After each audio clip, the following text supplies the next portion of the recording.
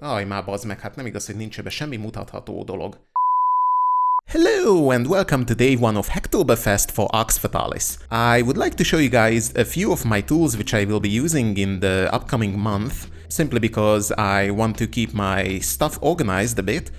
So a few things will be publicly available so you guys can follow along, and the first of these tools is my trusty Trello Board, which is a simple tool to keep your to-dos organized in the form of cards. I have added some labels to individual tickets, and as you can see, they are sorted into columns based on priority and their progress.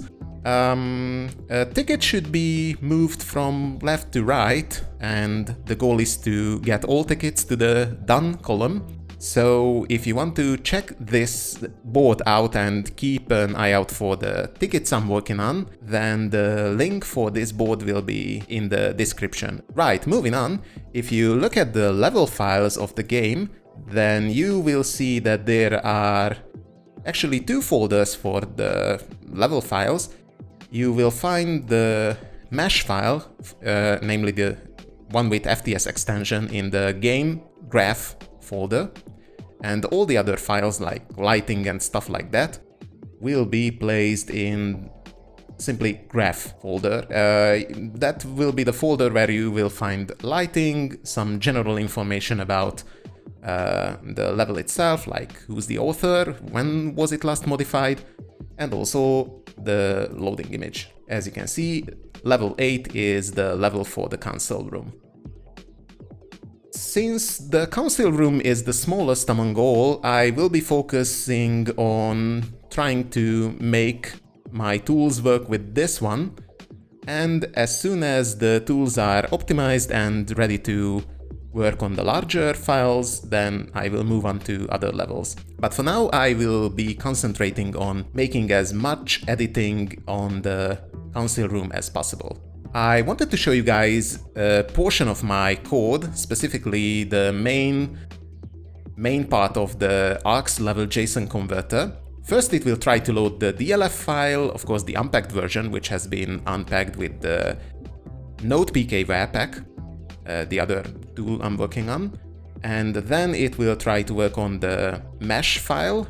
For both files, it will try to extract all the values into some human-readable format. fredlllll was kind enough for sending me the files grouped together and even unpacked, just to have some comparison.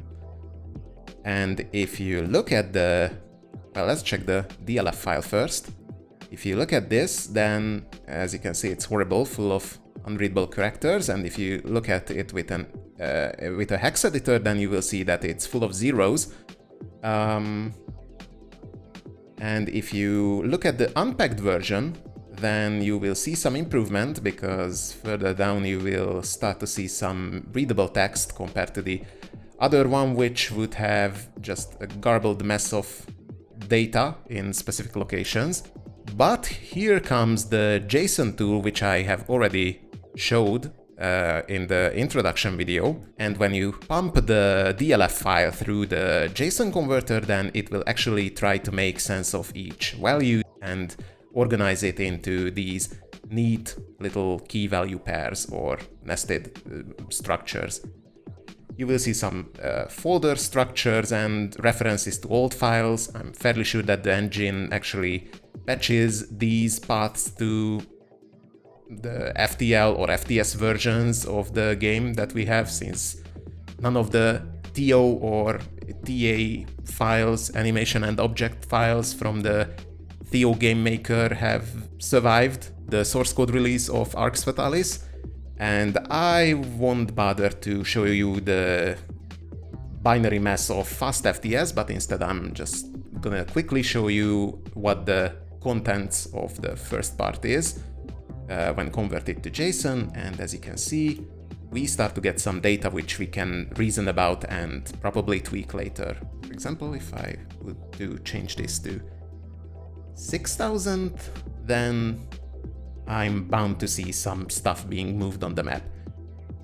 Currently, the task of converting DLF files to JSON is kinda finished. You can probably use a bit more tweaking. For example, you can use some rounding for the float numbers. Like, I'm fairly sure this is fine if it's just 1.44.